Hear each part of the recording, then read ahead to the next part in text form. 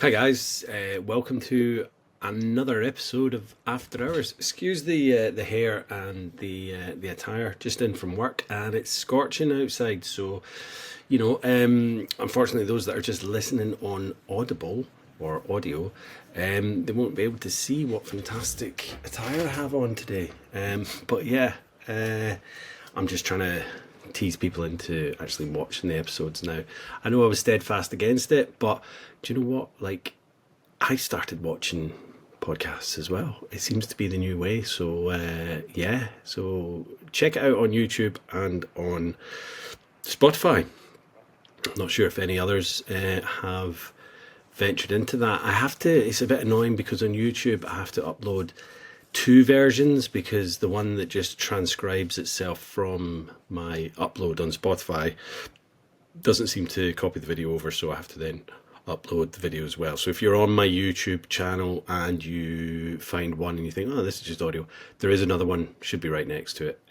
But thanks for everyone that's been watching. Yeah, it seems to be quite a thing that people want. So the numbers are definitely more on the audio version, but yeah, it's picking up. So thanks for watching. And again, excuse the hair and the attire. Yeah, today it's another different one. In the vein like Lucy Norfolk's episode a few weeks ago.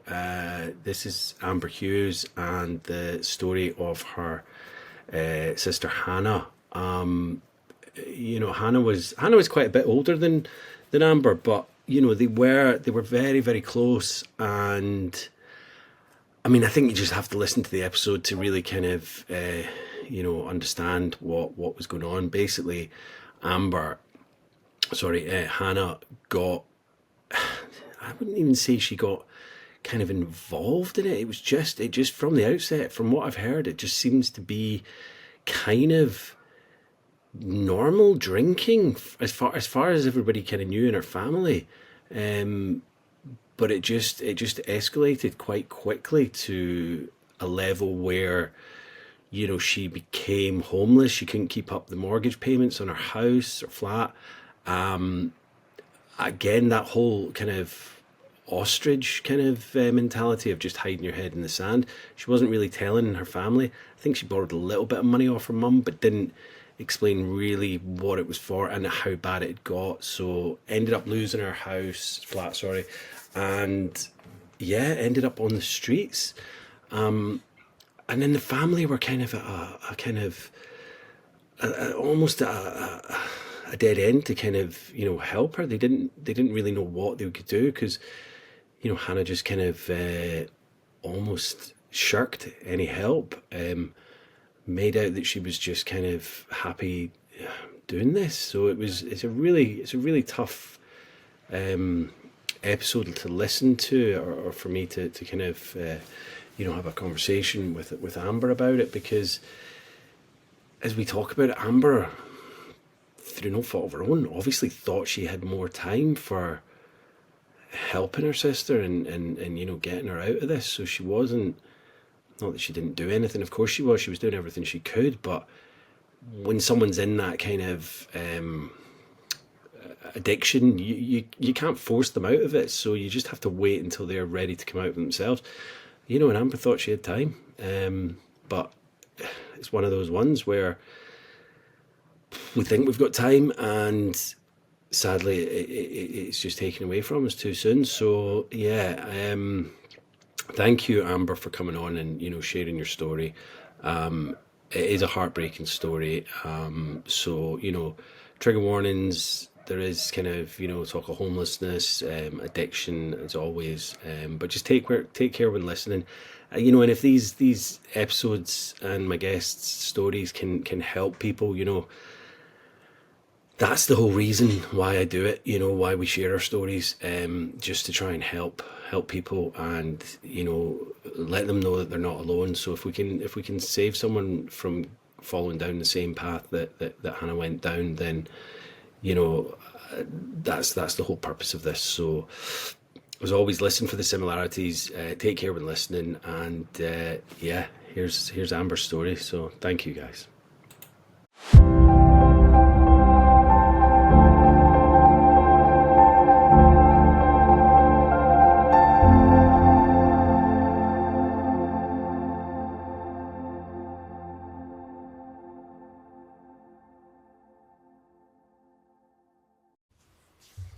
Amber, welcome to After Hours.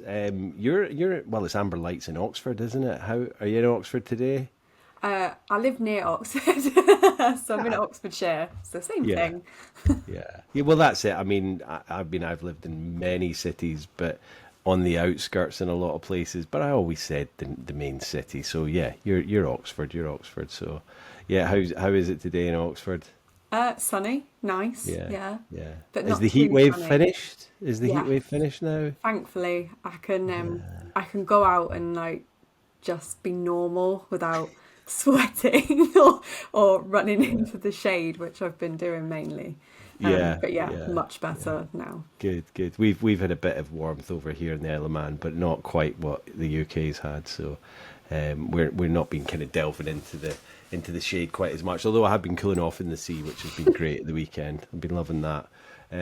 So yeah, Amber, thanks for coming on the podcast. Your story's a little bit different to the normal kind of normal people. No one's normal, are they, on the podcast? But you know what I mean. So tell us a little bit about your kind of childhood, and then kind of tell us the story with you and your sister Hannah. Yeah. So yeah. Um. When people say about my childhood, I'm like, it was just lovely. Yeah. Um, like I have nothing but fond memories of my childhood. So it was me, my mum, my dad, and then Hannah, my older sister. So there was 16 years between us. Hmm. And my dad was her stepdad. But she lived with us for a while. I think maybe from the age of maybe when I was 5. But probably most of the time I was mainly terrorising her. Um, Yeah. Yeah. there's a picture I use quite a lot, and it's me sat on her back while she's trying to sunbathe, and I've got a water pistol. Um, Love so it. I genuinely have nothing but fond memories. We at my parents, there was a really big garden, so I used to spend a lot of my time out there, Mm. running around. We had a camper van as well, so we used to go on little camper van holidays, which were brilliant. But yeah, it was lovely. It Idyllic. was simple. It was great. And Hannah was quite a big part of that as well. Yeah. I mean, 16 years is obviously quite a big gap, but I guess the terrorizing was, you idolized her. Obviously, she's your big sister, and she's out there in the world, kind of doing things. And obviously, you're at a young age, you're kind of, yeah, just idolizing her. I guess would that be right? Yeah. Yeah, I used to be excited because she lived with us for a while, and then she went on to Hmm. buy her own little flat. And I still remember the night we dropped her over to her flat, and I was really upset because it meant she wasn't living with us anymore. Yeah. And she said what we'd do is 8 o'clock every night, we'd always say night night to each other. Um, so Like not even on the phone, but just kind no, of to the just ether say it. type thing. Yeah. So Yeah. Yeah. I I love that. remember going back to bed. I can't remember the age I was, but I was still very young and sort of laying in my bed with my teddy and being like, "Oh, night, night, Hannah," um, and sort of imagining that she was doing it. But yeah, no, as much as I terrorised her and hid under her bed to scare her, I did love her to bits, and Yeah. yeah. She was part of sports days, school fetes, everything. She was always there. Yeah, which is remarkable because even as I say with that age gap, and she's out there. So what was she, about 21 when she moved out? Would that have been I can't or a I bit? can't remember. Like must have been early 20s, yeah, thinking about Yeah, it, yeah. yeah, Um but she still had the time to kind of come back and kind of spend time with you, because you are quite a bit younger than her, so she might have been like, oh, why do I want to, but it's her sister, so yeah, Annoying she little obviously sister. annoying little sister that's jumping out at her from under the bed because she's like, scared her half the wits out of her. So yeah, and so tell us more about kind of Hannah's kind of once she moved out, what kind of happened with her.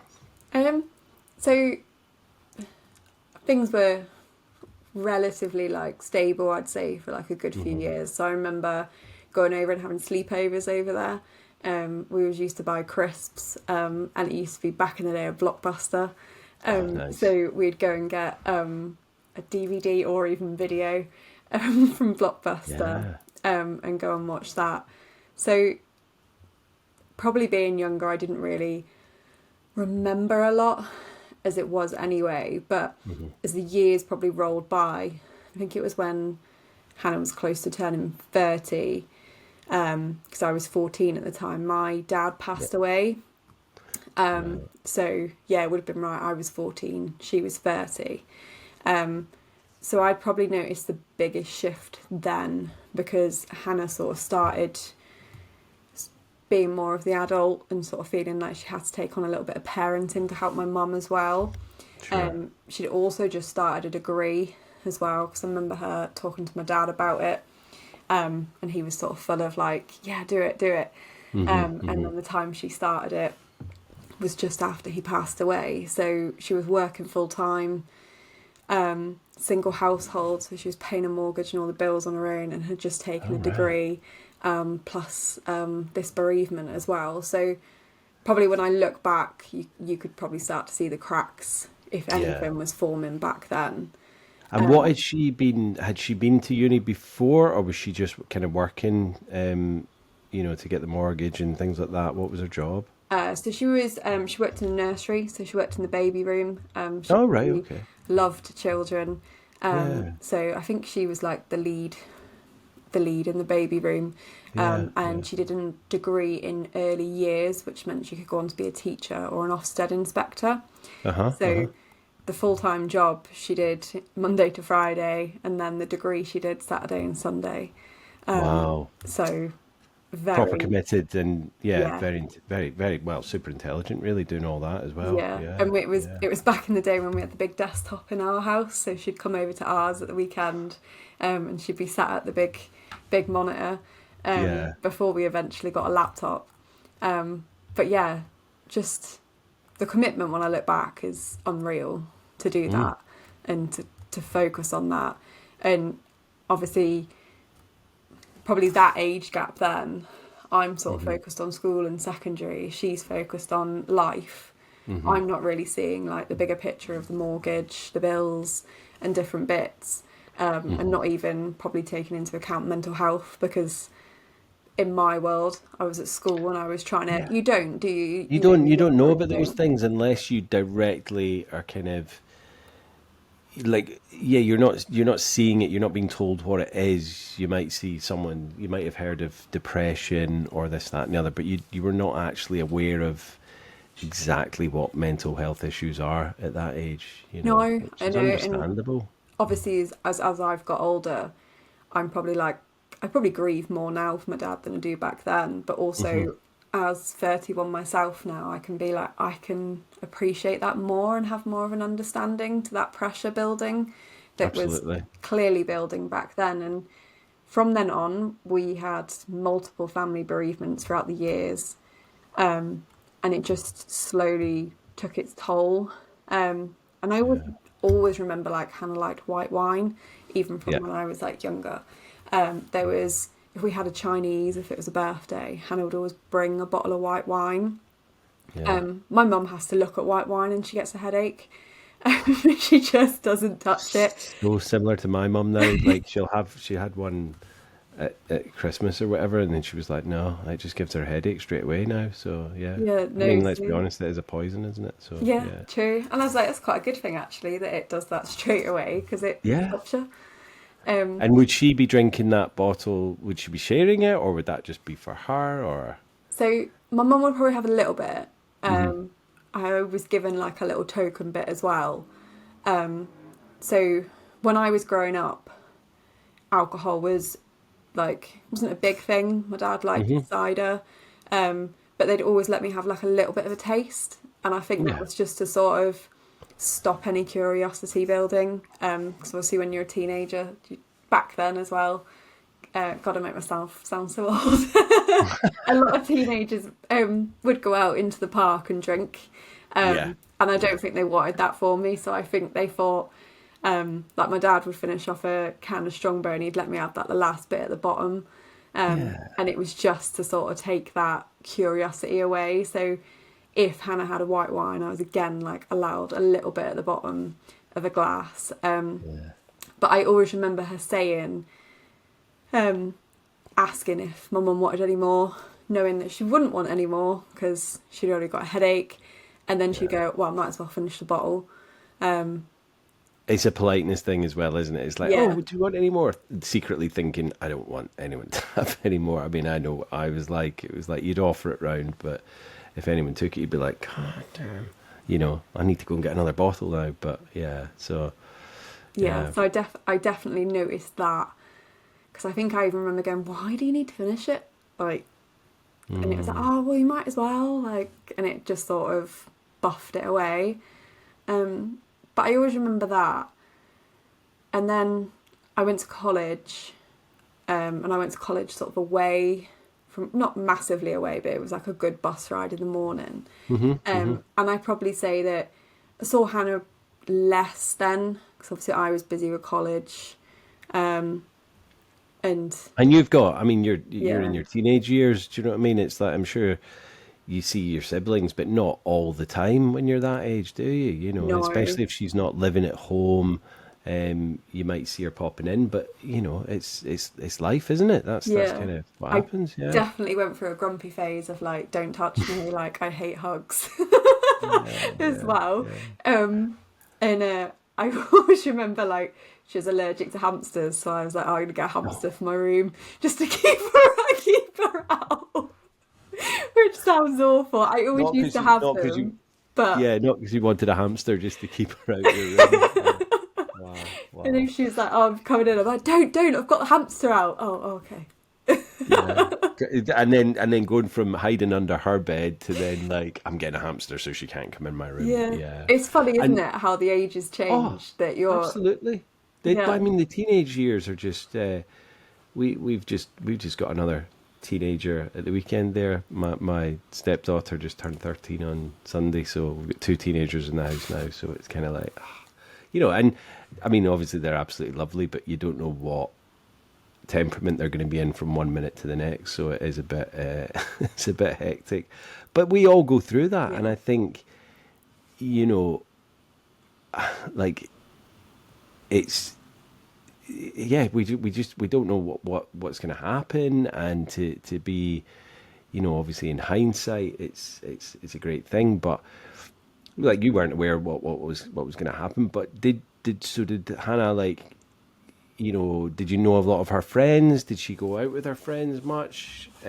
Like, drinking is what I mean, or were you kind of unaware of how that was progressing? I knew she had friends, and it was like they go out and drink, but I can't really remember a lot of it. I do remember when I was at college though, so my bus used to pull into another town, and then my mum used to have to pick me up from there to drive us back to the village where we lived. Right. And I remember sometimes seeing Hannah waiting there with my mum, and my mum would be giving her money, because Hannah sort of started saying that she couldn't afford the mortgage and stuff. And then she sort of started getting sick more often as well. And then obviously, because say sick days were used or sick pay and all that comes in, so I start to remember that. I also had a job in a supermarket at the time as well. Proper teenager with a supermarket as well. And where I used to sit, I could see the alcohol aisle, and I remember seeing Hannah pick up like 4 bottles of wine, because I used to work the Friday night and Saturday morning shift, and to the point that she started not coming to my till with it, because I remember going back and I was like, Mum, you're giving her money, but she's buying bottles of wine. And of course, you're a teenager, you're very black and white, aren't you? And I wasn't understanding the full picture. And I definitely remember that.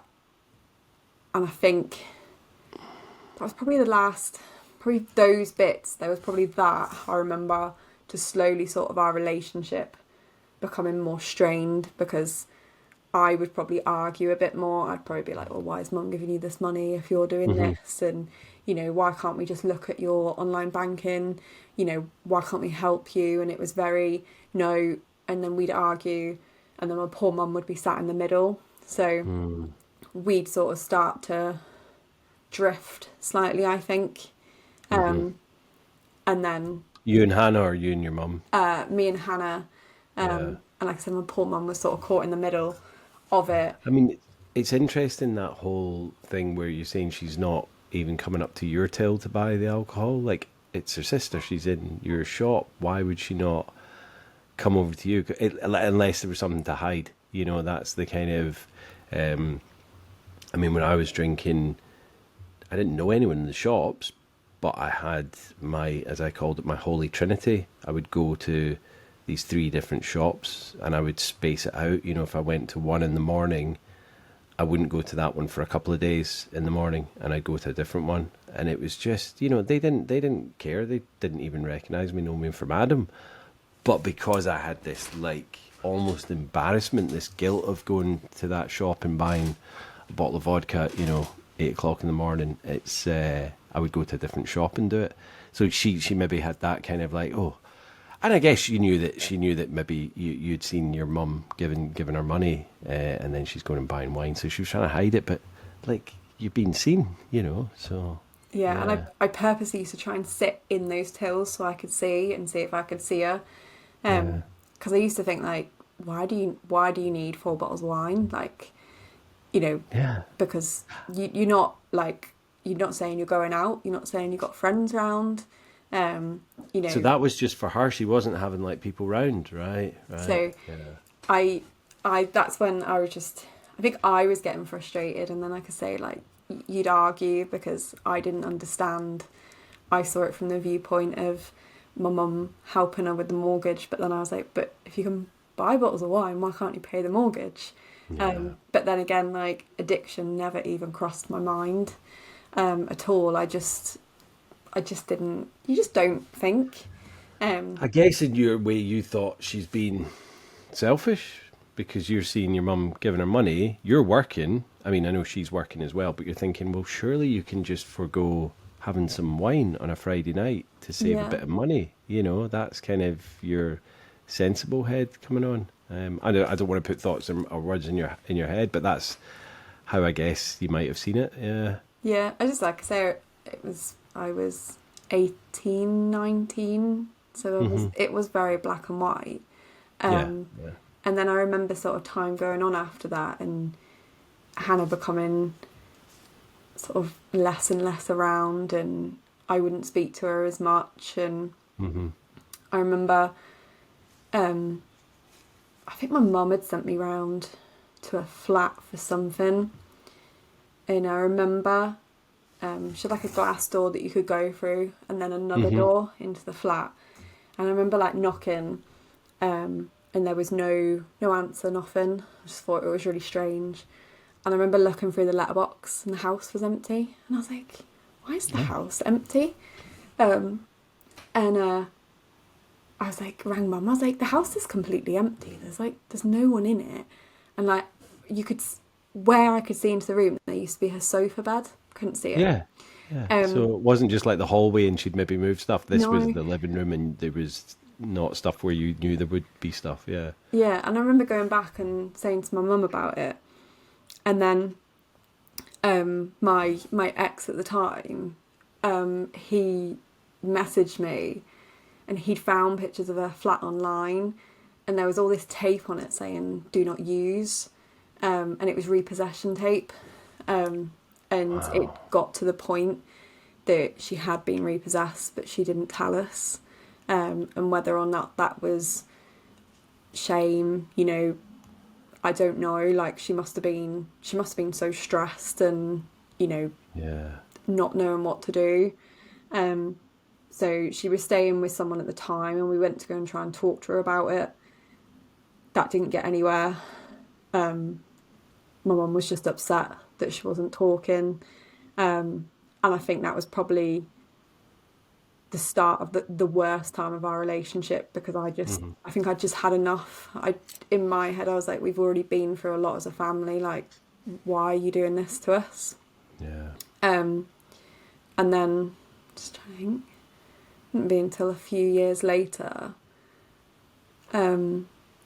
that her addiction more came to light, and then we seemed to have like 18 months of this sort of turnover before she passed away, but it was quite a strange period because she got repossessed and then she seemed to sort of stay with this person and sort of look like she was rebuilding her life. And we were like, oh, okay, great, you know, still no sort of sign of the addiction. We knew she'd lost the flat, but okay, now we know, let's go forward. And then 2015, the Christmas, she ended up in hospital with a seizure. And that's when it came to light. Before that, she'd been on the phone to my mum speaking, and my mum started to suss that something wasn't right, and she kept ringing every night at a certain time, sort of being quite emotional, but not fully admitting what was going on. And it wasn't until this hospital visit where they basically said that she was at the point that if she stopped drinking, she could die, and if she kept drinking, she'd die. And it just seemed to be like, it's like she kept it hidden for so long. Yeah. Almost to like protect us, but it wasn't allowing herself to speak to us. I don't know, like it just went from zero to hero. That's the best way to describe it. The time scale is just so kind of short. I mean, obviously that she's obviously drinking, and you know, I mean, I drank all through my kind of 20s, but it was what a lot of people did. So we'd go out and all that, but obviously it kind of ramped up. But the whole thing with the mortgage not being paid, I guess she was just doing that, you know, hiding her head in the sand, the shame, the guilt, and maybe because she'd asked your mum for money up until that point, but then she'd just probably been spending it on booze rather than actually putting it towards a mortgage. So it'd probably kind of gone on for a lot longer. But I'm sure, you know, had she kind of maybe said, your mum would have been willing to help her, but it was just the fact that now this is done, it's been repossessed. And then, so she moved in with someone after that was repossessed. And yeah, was that like a partner or a friend? Yeah, and I don't think it was healthy. No. So I don't really know a lot about it, but I think that got progressively worse. And Well, then it's probably like a codependent type relationship. There's someone that was enabling her to and kind then of drink and party, if you want to use that term loosely. Do you know what I mean? It was like, oh, don't worry about it, come round here. But she's obviously got, and what happened with her kind of job in her university at this point? Was she still kind of doing that, or? So she had graduated in... She graduated, She right. graduated in 2012. And then that's when I sort of think the mortgage payments were coming in. And I remember working at the supermarket at the time. And then it must have been 2012 to 2015. She was sort of between then repossessed. And then obviously the 2015, it came to light of the extent of the drinking. But she'd lost her job. But I remember we got given loads of stuff after she passed away, and there were lots of writings and notes she'd written. And I remember stuff saying that, you know, something had upset her. Then she had a few drink, and then she was so sick the next day that she couldn't go into work. So she called in sick. And they were obviously docking her pay. And then it was like, well, we can't sustain your employment. So you could see this path of how it was going, because then if she wasn't getting paid and she lived on her own and she wasn't making a mortgage payment, but then she was reliant on the alcohol, which was probably a comfort and a security for her. That's probably, I think at that point it was probably more withdrawal that she was going through. Yeah. I mean, at my point, when it got to its worst point, it was, I didn't really know about withdrawal, and I would think, right, you know, I'm going to fight through this hangover, and I'm going to go to work today, and I'm going to, you know, and then I'd wake up in the morning and I would just feel like absolutely just shocking. Do you know what I mean? Worst hangover ever. And then I did realise that it was withdrawal I was going through, and it was like the only thing that could make me feel better. And you know, and to stave off the kind of the danger of it, you know, of having seizures and things like that, was to drink vodka. So it sounded like she was possibly going through that, and not going to work, so she could probably stay home and drink some more. Yeah, and so when you guys got that kind of call from the hospital, what were they saying was actually, saying if she drank some it would kill her, if she didn't drink it would kill her? What did they give a name for that, or was it just pure withdrawal, or? They didn't really say it. I remember seeing a doctor's note that said severe alcohol anxiety and severe depression. I remember that, and I remember that it was like 40 units a day. That was what she was sort of on. And I remember... Which I think is about a litre bottle of vodka at least. Yeah. And then I think, I might be wrong, but I'm sure it's like 10 units in a bottle of wine. Yeah. Which, when I think back to the days I worked in the supermarket, there was 4 bottles of wine. And I know she did go on to spirits, but it just felt like a slap in the face, because it just seemed to happen when I listened to other people's stories, and probably because she didn't live with us, but it just seemed to like do this little steady trickle, and then this big thing happened, and then it calmed down and it looked like things were going okay. And then suddenly we're in this situation where we were told that she was in a position that if she didn't drink she'd die, and if she continued drinking she'd die, and it was mad.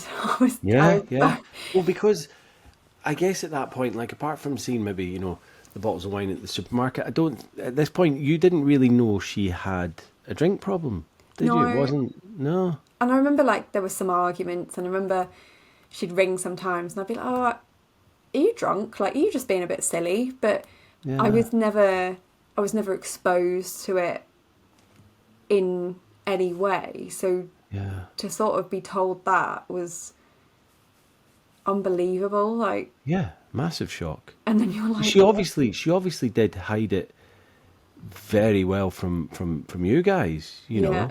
And I think it was just to protect us. I think because we'd lost my dad and we'd lost other family members, that she didn't want anyone to worry, so she just thought, I'll pretend to be okay and I'll keep going, and that only lasts for so long, and then it got to this point, and it was almost like, I always imagine it was like D-Day for us. It was like, okay, we're here now, there's nothing we can do, like, what do we do, where do we go? And then it was just this scramble of getting her in somewhere, because we didn't know, and there's no one really to tell you like how you support someone, or you know. So were the doctors, so this is what, 2015 roughly? Christmas 2015. Oh, Christmas as well, my God bless you. It's like the doctors have told you this, but what support have they kind of said, right, like, what's their options at this point? Are they trying to support you, or are they just saying this is it, black and white, like, if she drinks she's going to die, if she doesn't drink it was just this is it, you know. But because Hannah also wasn't accepting it, I was like, well, there's nothing we can do, because you know this is it. And how old was Hannah at this point? Sorry. 36. 36. And did she want to kind of check herself out of the hospital and then go and drink? Is that where her headspace was, or? I think she just wanted to go back to the life she had, and we were like, you can't do that, like, you know, we've got to do something. And I remember over that Christmas she just seemed to disappear a lot after that, because we had to get her into a hotel, because it was over Christmas, all sort of support areas were mainly shut, and she'd go missing from the hotel, and we'd go around trying to find her. And I think I remember walking around, it's like the 27th of December, trying to find her, and I was thinking, not everyone, but families are all together and they're all celebrating, and I'm walking around, you know, cold and wet, miserable streets, and I don't know where she is, and you feel guilty because, you know, you want to take her in and help her. And one of the things I remember is someone turning to Mum going, you know, we do advise that you don't take her in, and you're like, and it's still something I grapple with now, but I understand. And, you know, if the way I try and see it, and when people ask as well, because people do, I just say that, you know, Hannah, you know, there was nothing to say that she could be safe, that my mum could be safe, or that I'd be safe having her in. You know, Hannah could be a different person when she was drinking. My panic was coming back from work, and putting it bluntly, finding my mum dead on the floor. Like, you know, I didn't know the capability of it. So there was that worry on that hand. You know, could Hannah have harmed herself? Will I come back and find that she was injured? You know, there was that side of it, and then the side of not taking her in and feeling guilty because now I'm walking the streets and I don't know where she is. And it's a lot on you. You know, and we did face questions. We did face, well, why don't you do this? And it's easy to say it from the outside, but, you know, we had to look after ourselves to be able to support Hannah, and you just don't know if Hannah was that dependent on alcohol, what that could have done in the home.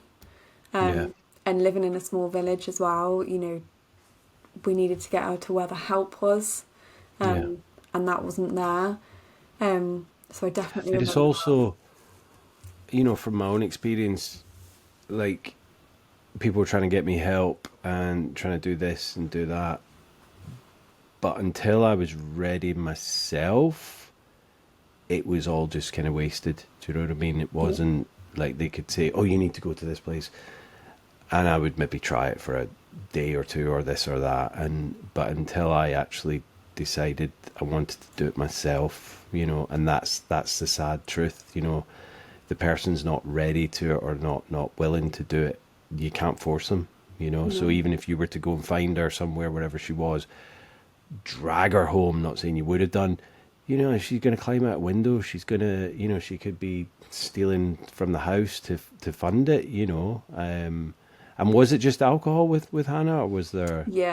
Alcohol. And I remember, like, sort of, you didn't want to think of her like that, like you said, like, you know, she might have taken something from the house, and I didn't want to think she'd be capable of that.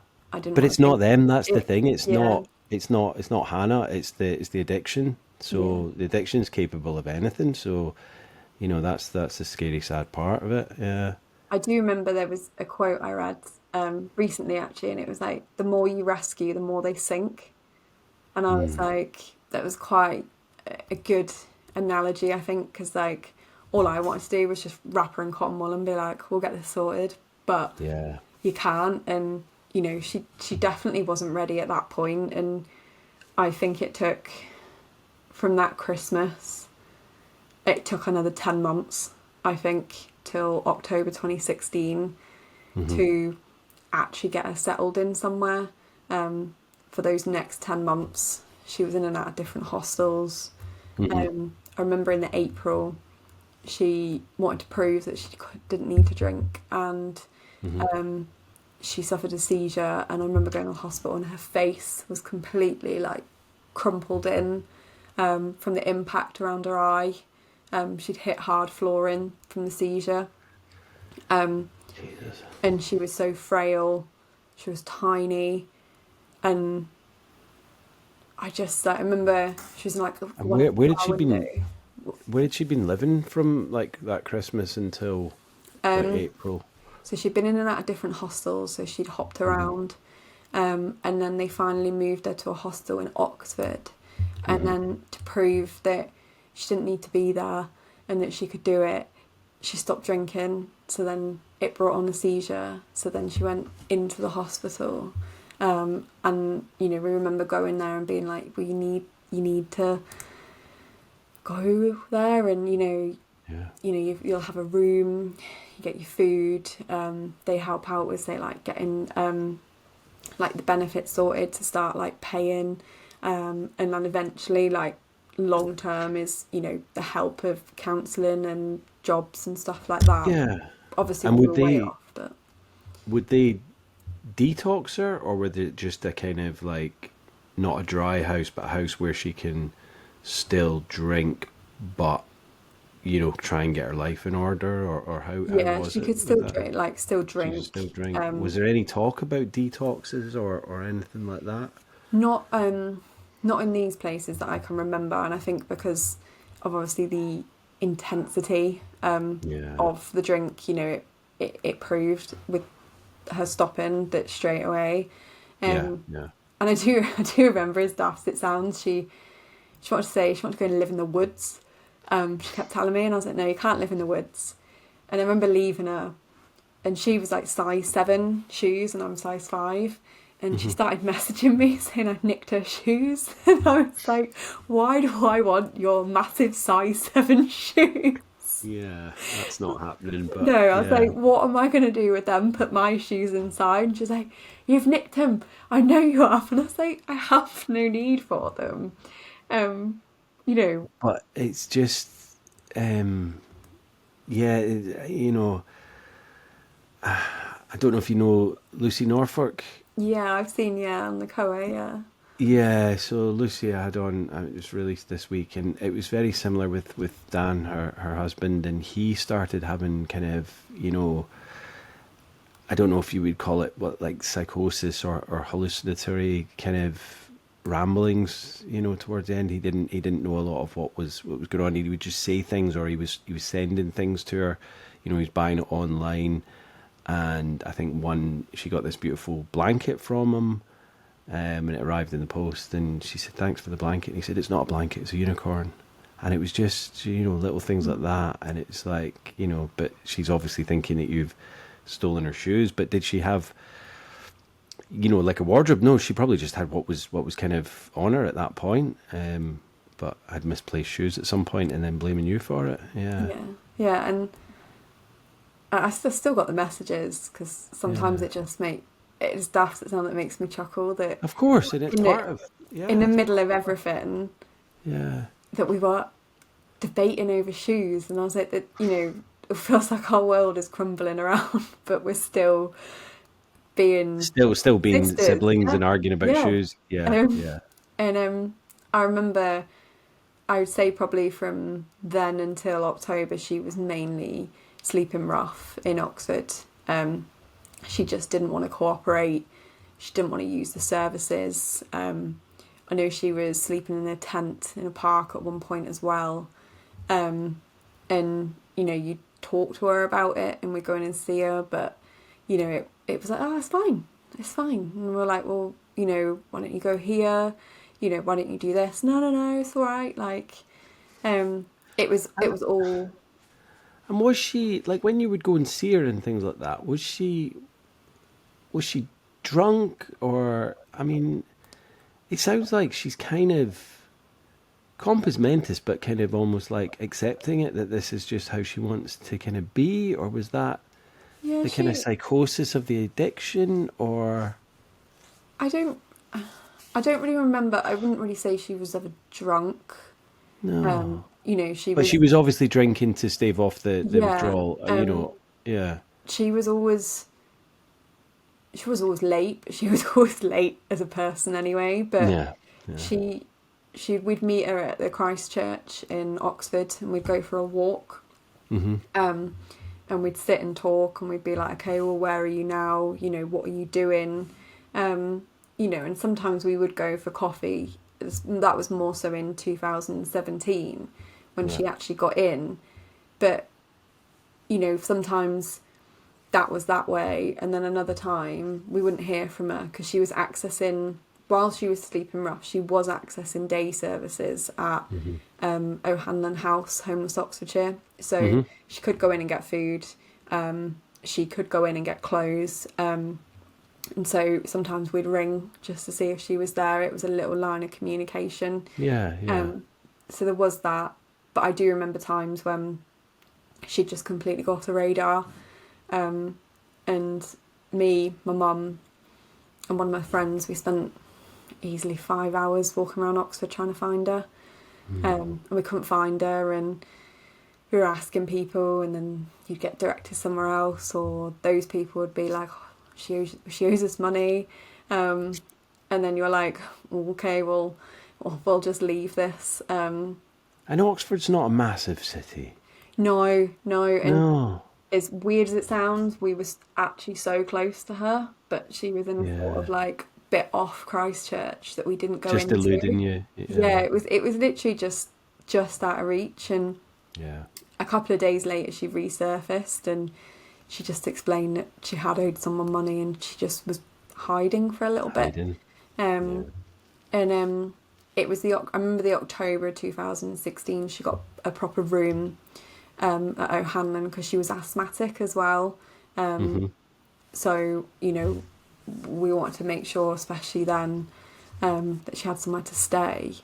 And I remember, obviously, that was her last Christmas, December 2016. I always remember we went in on Boxing Day, me and my mum, to see her. And it sounds really weird, I can still smell the booze now that was on her. It was like it was entrenched in her Yeah. Yeah. clothes. And obviously, she'd had a terrible Christmas Day, with everything. And I remember we got given some money by some other family members, and we went and bought her like a big coat and some boots. We would never give her money. We'd always be like, what do you need? Yeah. Do you want toiletries? Do you want, this? Because in our mind, we were helping, but we weren't necessarily enabling. No. We're just handing cash over. Yeah, because I mean that cash is just going straight on booze. Of Yeah. course it is. Yeah. And I think we'd been kidding ourselves to think it would do anything else.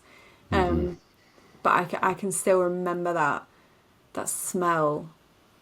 And sometimes if someone walks past me now, it almost sort of flashes me back to it. But that was our last Christmas. And I do remember throughout 2017 there were a lot more positives. When we would go in and see her, she'd say that she was on a course, or she was going to they were starting to do swimming lessons and stuff. There were things sort of coming in, and she was taking part in them more. She used to keep herself sort of, I think, out of the way, but she did seem to be sort of integrating. And But I mean, Hanlon House, was that more just for the homeless side of it rather than the actual addiction side of it? Was she doing anything towards trying to get off the booze at all, or? so they have key workers in there that work with them. So by this point, I believe she was off the spirits, because the spirits were making the worst behaviour. Yeah, absolutely. And sort of each time we were going in, we were able to go for a coffee. It seemed a little bit more normal, as normal as it could be in those sort of situations. No circumstances. Yeah. And I remember we went into Oxford. It was the last May bank holiday weekend, and she wanted her old photo album brought in. And we sat on the benches on Bond Square, and we were looking through them and just, again, being siblings, taking the mick out of each other. Like, oh, you wore that, you look like that. I even remember a pigeon pooed on me, and my mum told me it was lucky. I was like, great, thanks mum. And she wanted some sparkly sandals, so we went to go shopping and find a pair of sparkly sandals and get us sorted. And I remember us walking up to Christchurch, and we were sort of saying bye, and there was a Tesco's across the road, which I think Hannah was banned from.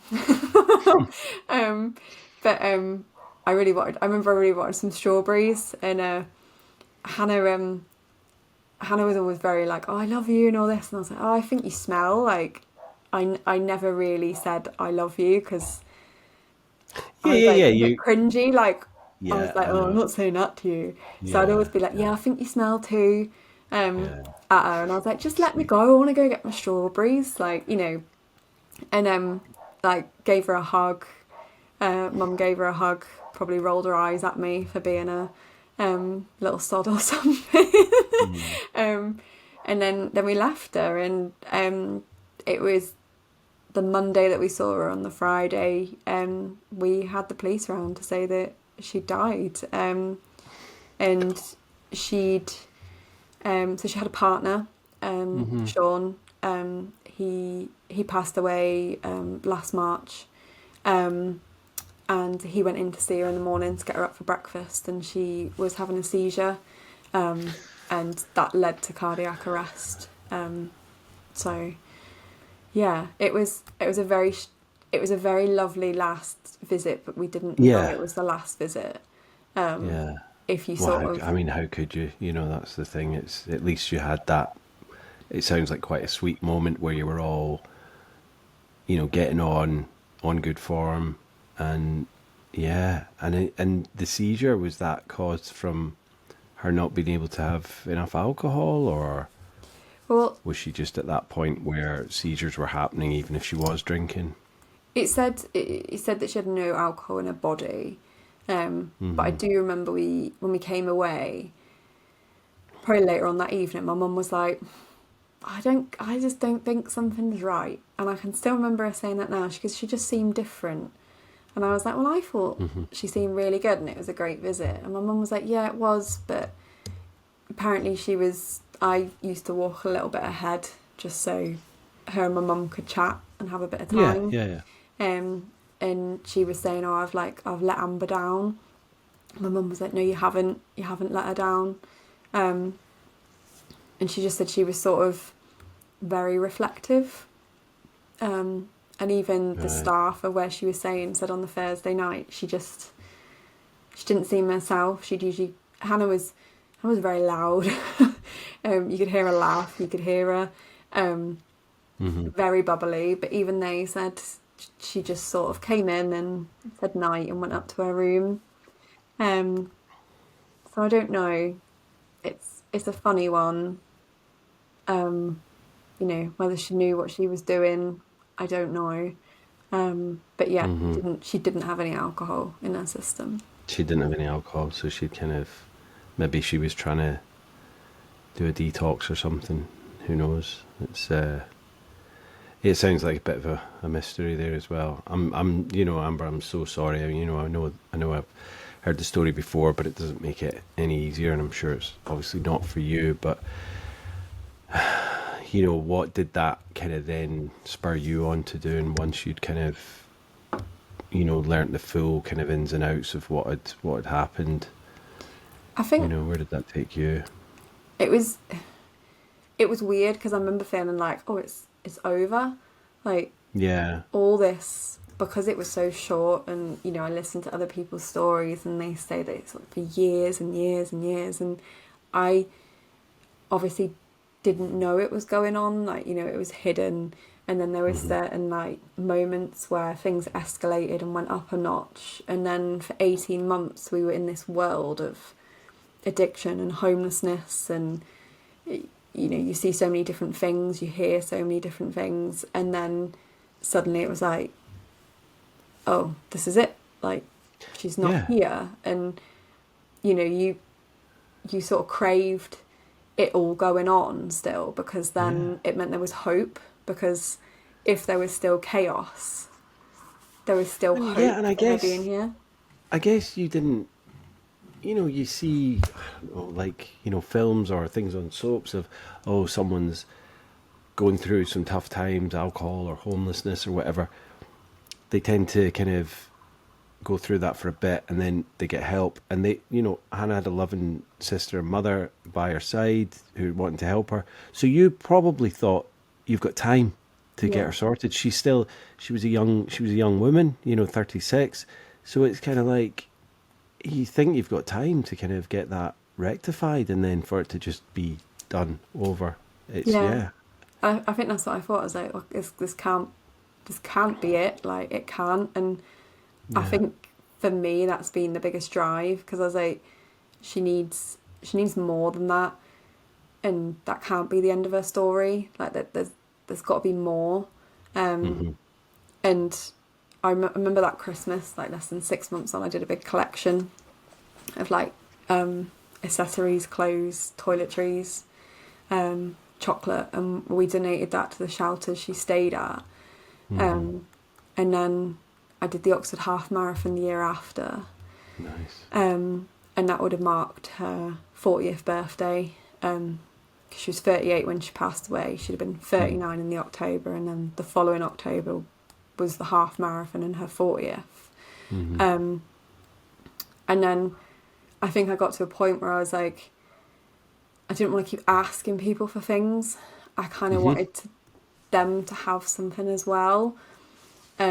So that's when I sort of started up Amber Lights in Oxford, as it was back then. And my friend Hilary, she designed this Oxford Skyline in day and night time, to represent like homelessness being 24/7. Yeah. And we started selling them, called them handbags, after Hannah, because she used to fit everything apart from the kitchen sink in a bag. And we started selling them, and we were like, you know, the profits go and we buy toiletry packs, and it grew into the Skyline clothing, which supported Homeless Oxfordshire's welfare fund. And then Hannah was a huge lover of dogs, so we developed the Pawsome range, and the sales from that supported the dogs that lived with their humans at Homeless Oxfordshire. So it just grew, and it's just growing, yeah. And it's, I mean, I love the image. It's so emotive, and it just says a lot, you know, on the t-shirts, the hoodies, you know, the bags and everything. Yeah, I absolutely love it. And so you set that up in what, 2018, was it 2019? 2019, January 2019. Yeah. And it's still going now, and it's just been growing from strength to strength. Yeah, so it's raised over £2,000 Wow. for Homeless Oxfordshire. We've done very different fundraisers since. In April, I ran 4 miles every 4 hours for 48 hours. 4 miles every 4 hours for 48 hours. Yeah, I was running at midnight and 4 a.m. It's like every 4 hours, right, I've got to do it again. Yeah, wow, that's cool. Yeah, we've just tried to do what we can and raise awareness, and, you know, I always just think, if there's another Hannah and Amber out there, what would I want in place now? You know, what would I want to do? And, you know, I want to use Hannah's story because she was a great person, she was a great sister, and addiction took hold, and, you know, she was more than that. And I just think, you know, if we can create change in her name, then it's a great thing. And yeah, it's led to wonderful things, and I've met wonderful people and had wonderful opportunities, and the fact that people want to listen to me and, you know, and Oh, absolutely. hear this is just brilliant.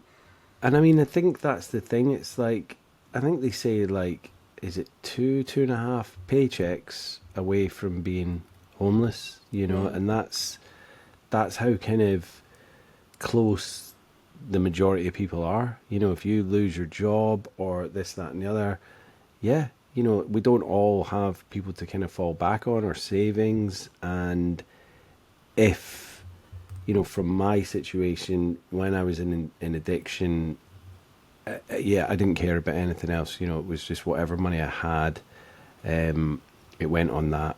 I was in a quite a fortunate situation where I was living with a partner, so, you know, I would kind of lose jobs and then find another one, and it was okay. But that started taking its toll, you know. So obviously with Hannah, it was kind of like, well, she didn't want to kind of explain it, and then yeah, you know, that's it. When she got foreclosed on the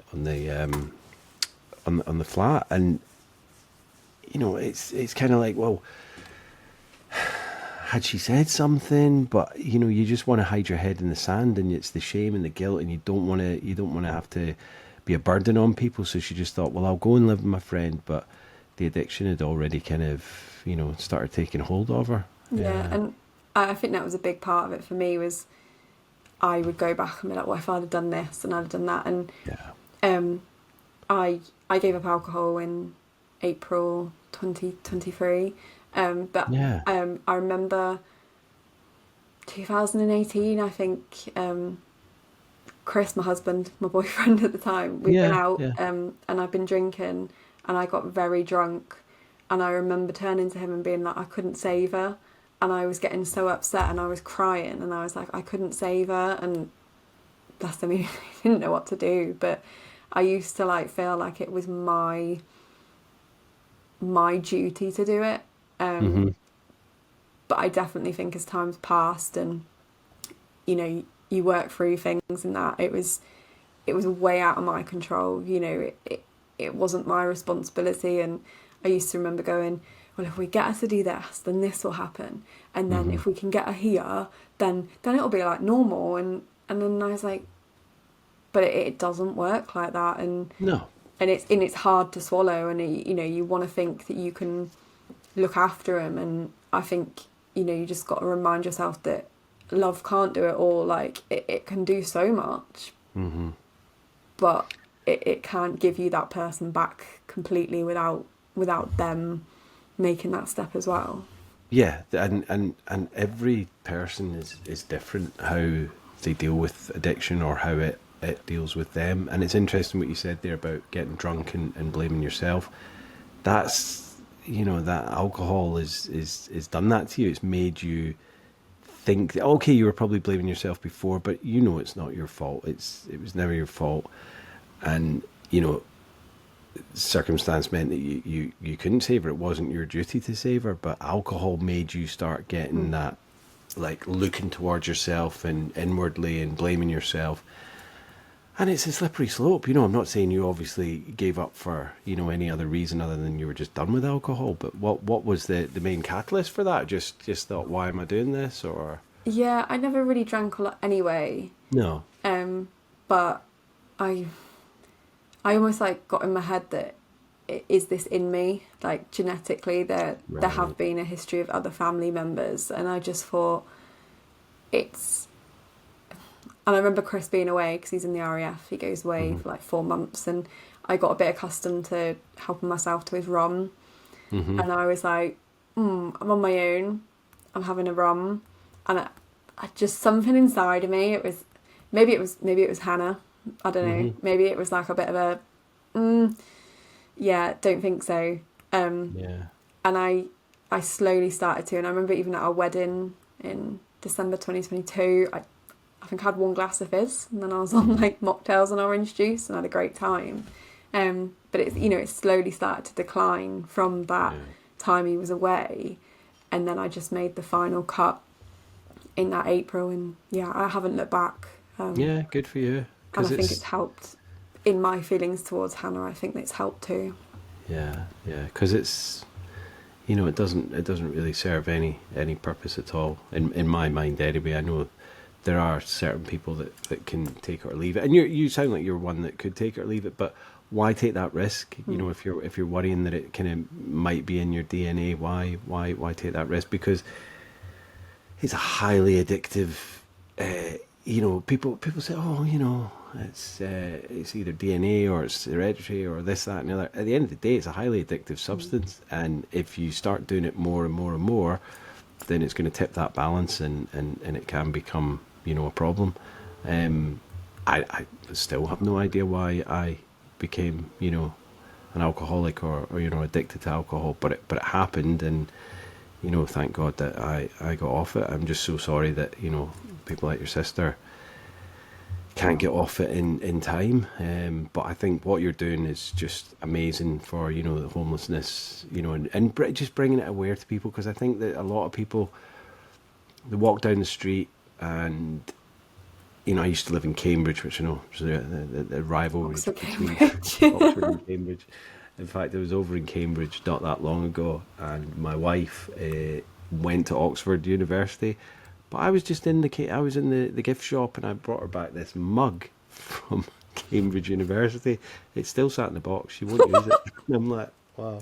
But what I was going to say was, you know, Cambridge obviously is quite a massive homeless problem as well, and, you know, people walk down the street and they don't want to give them money or this, that, and the other, because they're like, oh, they're just going to spend it on drugs and alcohol, and it's like, but yeah, you know, not necessarily all of them are on drugs and alcohol, but you got to ask yourself, like, why are they there, and why has that happened? You know, like what I was saying earlier, like 2.5 paychecks away from being homeless. If alcohol or drugs gets a hold of you, then, you know, that's, any one of us can end up there. So, you know, I think it's so commendable that, you know, what you're doing for the plight. The government isn't doing damn sight near enough for people in that situation. Not for addiction, not for homelessness. They just kind of want to turn a blind eye on it almost, and let the alcohol companies just self-regulate and do advertising and this, that, and the other. You know, it's crazy. Do you think, Amber, that alcohol still has a place in our society? It probably does for companies to benefit off, but I think that's the only thing really. I can definitely see like generations younger than me not drinking. Like it's not the culture that it once was. Even a difference. Chris is 10 years older than me, but even the difference between me and him, and you know what he was doing and then what I was doing, it seems to have jumped.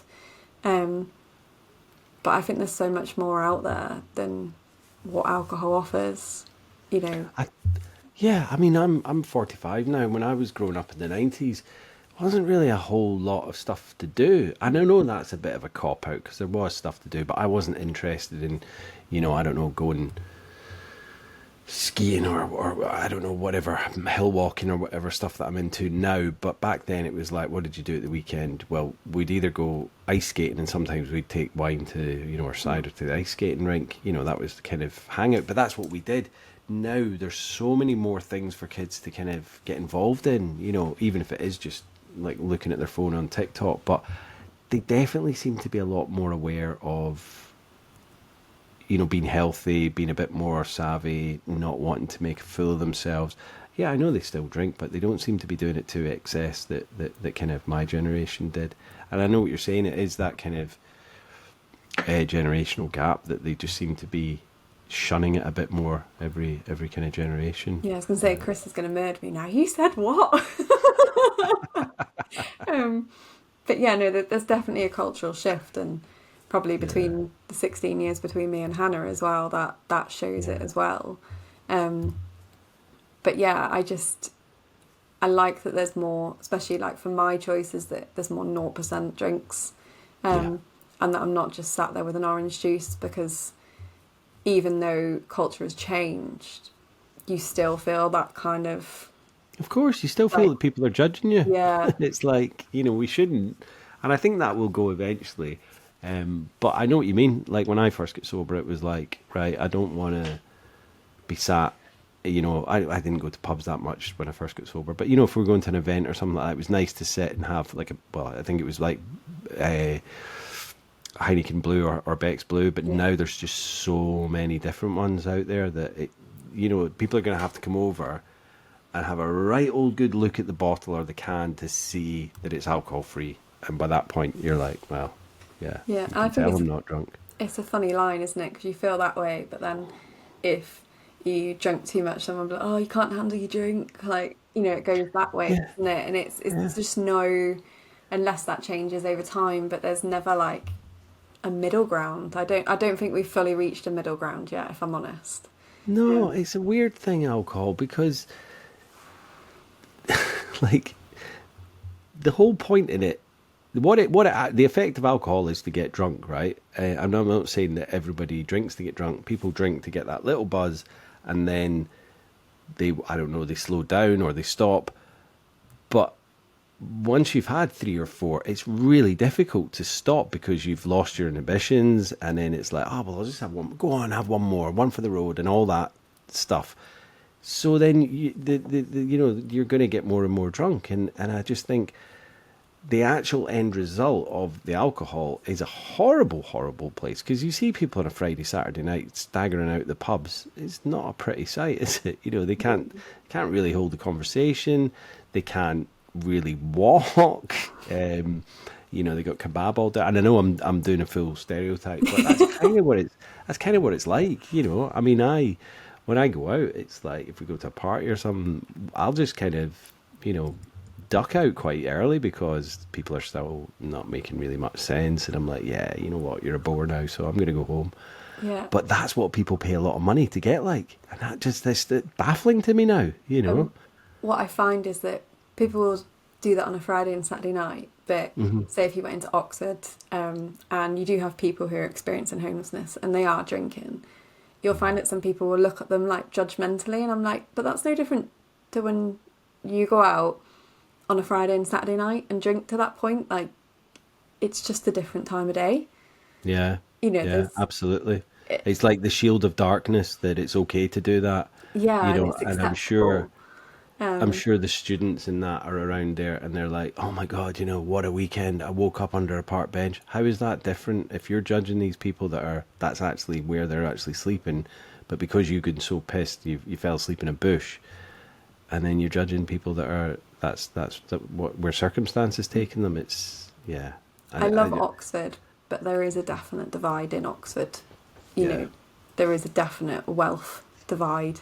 The town Um, and the gown. yeah, you know, Yeah. you can see it as you walk through, and um, yeah, you know, it is a great city, but Mm.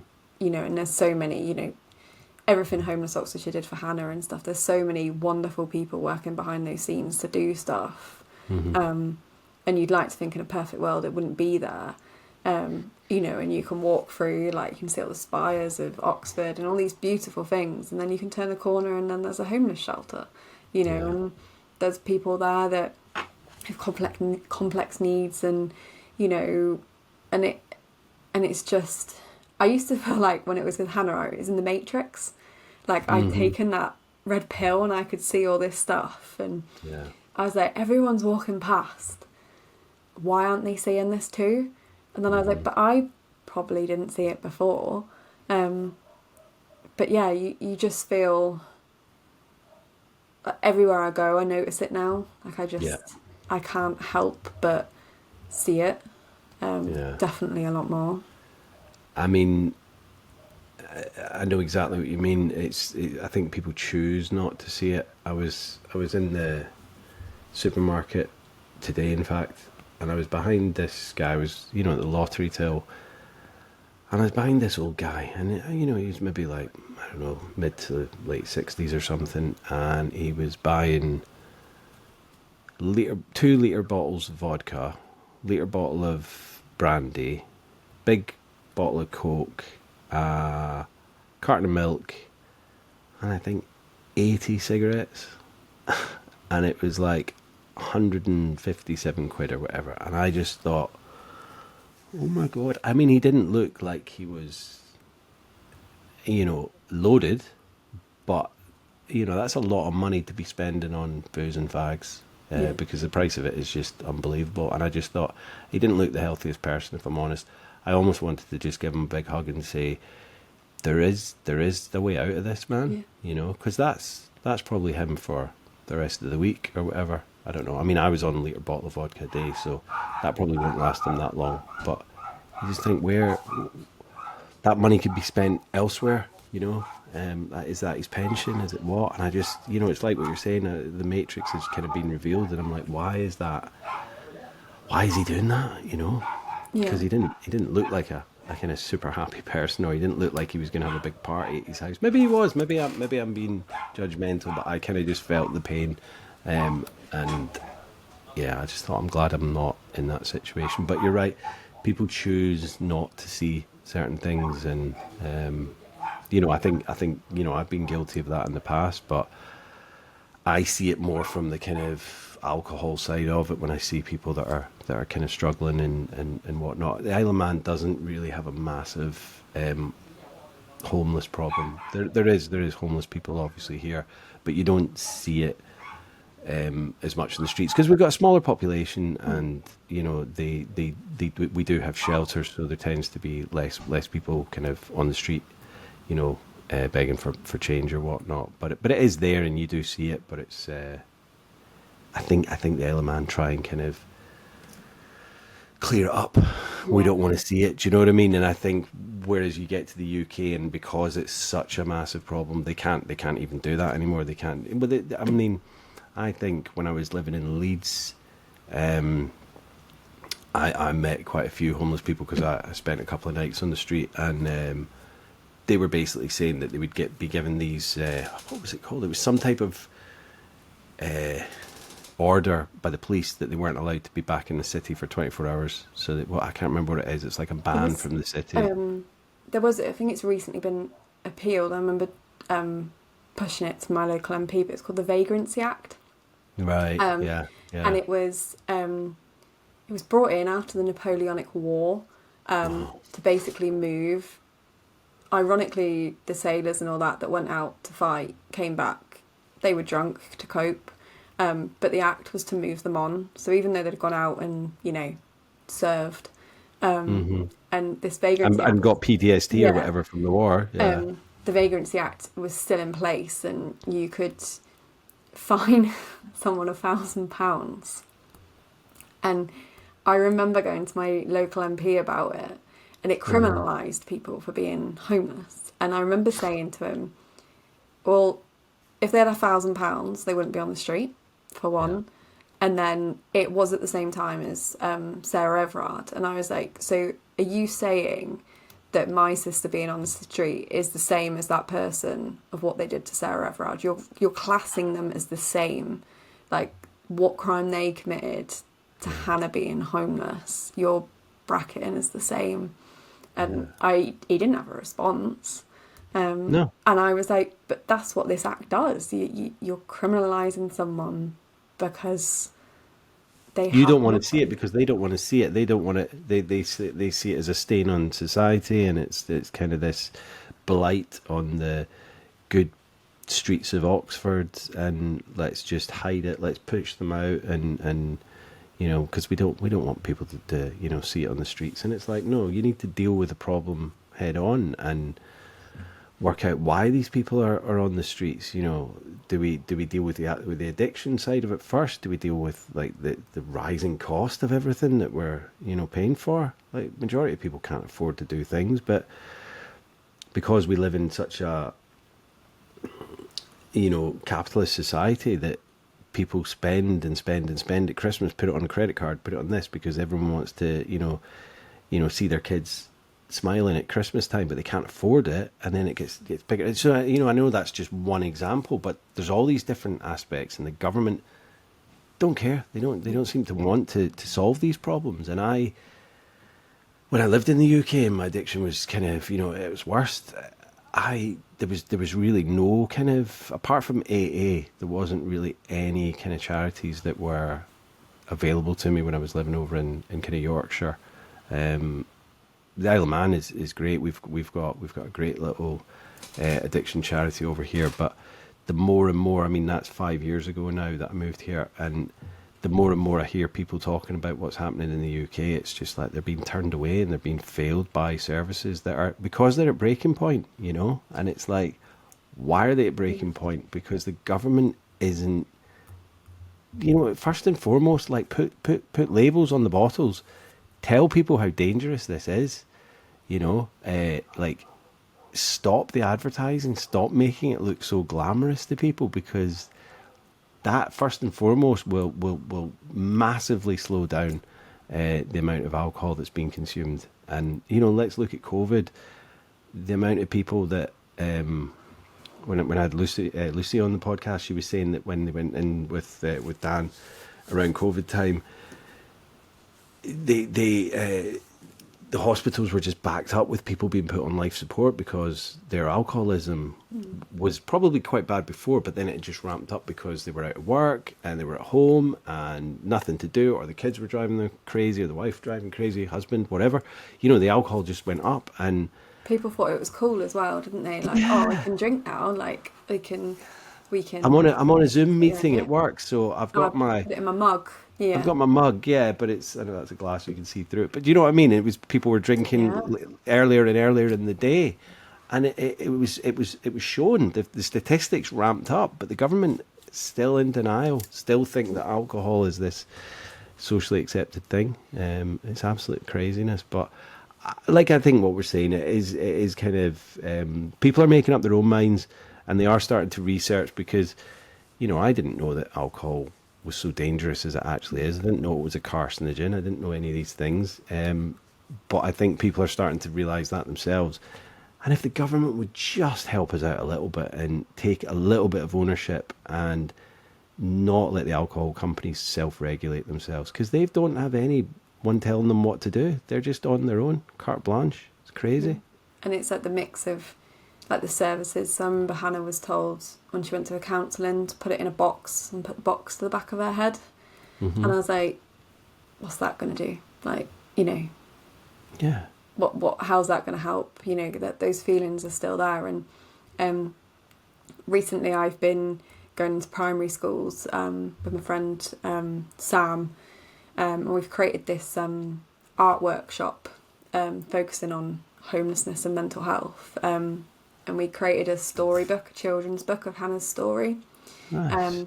And we've got like Hannah's hopes and dreams, and we touch on mental health and her experience in homelessness and the help from the shelter, and that, you know, she began to like dream of her hopes again. And I love that. we read it to the children, and the responses you get is really interesting. And there's this, Sam did this beautiful, she did all the illustrations, she did it of Hannah, but there was a big shadow behind her. And the children liked that drawing because they were like, but Hannah's sad and she's not saying anything.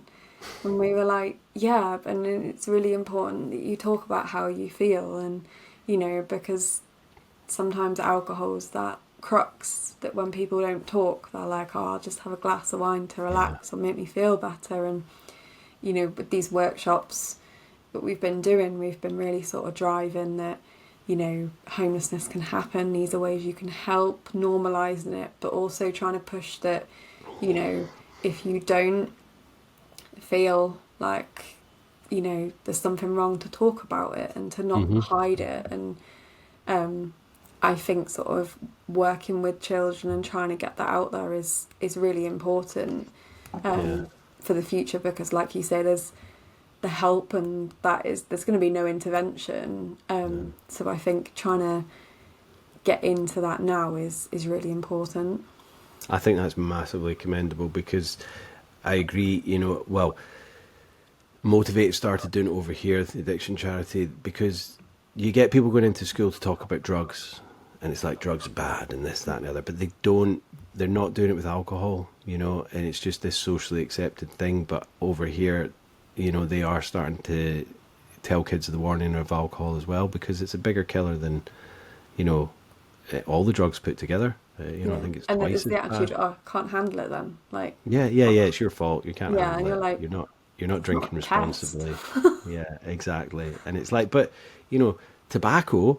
Yeah, of course the kids are not being told that tobacco's fine. They're like, yeah, you shouldn't smoke. None of the kids smoke. I mean, they vape or whatever. But I think if you're born after a certain year now, you're never going to be allowed to buy cigarettes. That's cool. But alcohol is still put on this pedestal as this, you know, well, if you've had a bad day, have a drink. If you've had a good day, let's celebrate, you know, at a wedding, blah, blah, blah, all of this thing. No, we need to kind of change people's attitudes towards it. And I think slowly but slowly that is kind of happening. Obviously with people like yourself, me doing the podcast and just you know, screaming from the rooftops. Because I think that, you know, I still know a lot of people that did have a drink problem and they got sober, but they want to keep that to themselves. And I get that, depending on what type of job they've got or whatever. But I'm like, no, like, you know, you shouldn't have to be. Like, I know someone that's a teacher and they want to keep it all hidden because they think if that got out at school, and it's like, no, do you know what? You've been sober for X amount of years. You're probably a better, more kind of reliable teacher than the ones that aren't labeling themselves as alcoholics, but they're going home every night because the little brats have pissed them off or whatever, and they're having 3 or 4 glasses of wine, you know. And I'm not saying everyone's like that, but that's happening. But this person's more kind of inclined to hide in the shadows, even though they're 4.5 years sober, 5 years, whatever. Do you know what I mean? It's like, where's the kind of equilibrium? It's madness. Have you got any recommendations for like a book, podcast, or a film that you've kind of watched recently that have, you know, kind of recovery or addiction? That's a really good question. I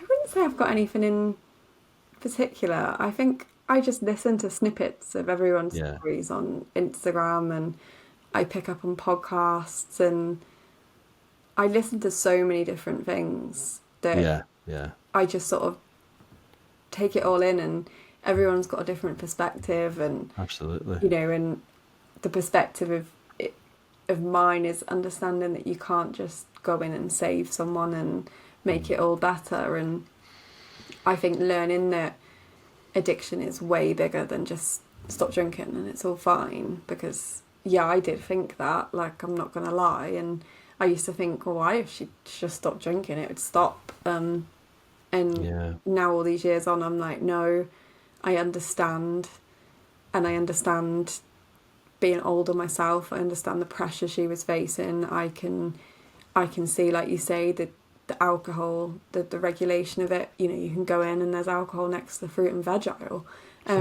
You know, I can see it now more. I'm growing up. You know, there's that temptation. There's the pressure of the cost of living. You know, there's the lack of mental health services. I can see it, and you know, put myself in Hannah's shoes.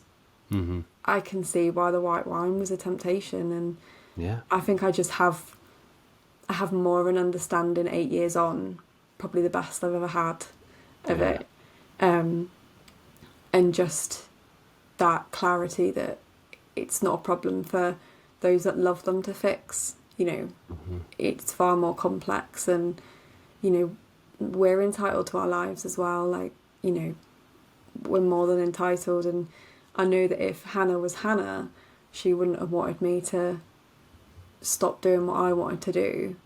You know, she'd want me to go and save the world or take over the world, like I said I was going to do when I was like 5. You know, and after jumping out on her from under her bed. Just scare her first a little bit. And scare for her, then I'll go and save the world. Reminder. Absolutely. Yeah. Well, thank you so much for giving up your time, Amber, to come on. And I know it's obviously hard telling the story again, but I know like what you're doing for kind of Hannah's memory and just everything around the you know, the homeless plight in Oxford. It's just so amazing what you're doing. So thank you. Thank you for having me and letting me ramble on. No, absolutely no. You've not been rambling. It's you know, it's going to be such a good episode. I know it's going to help a lot of people, and you know, just a different kind of look at the kind of stories of addiction and things as well. So yeah, thank you for that, and and also well done on your sobriety as well. Thank you. Yeah, that's amazing. Really appreciate it, Amber. Thank you very much. Thank you. Speak to you soon. Speak to you soon.